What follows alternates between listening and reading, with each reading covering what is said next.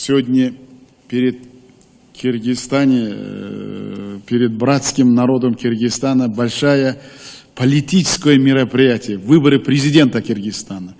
И мне,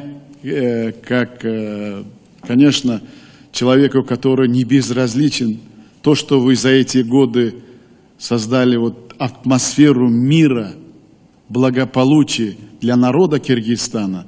И я уверен, и я надеюсь, что мудрый киргизский народ изберет того президента, который будет продолжать те традиции, те начинания, и самое главное, будет продолжать преемственность Алмазбека Шашеновича, моего друга, моего брата, президента Киргизстана.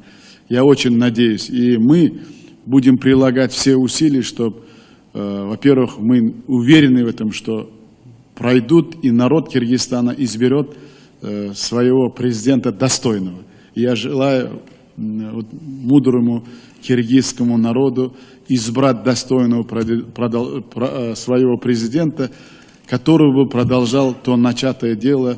И мне, конечно, я хочу, чтобы всемерно наращивал узбекско-киргизские отношения.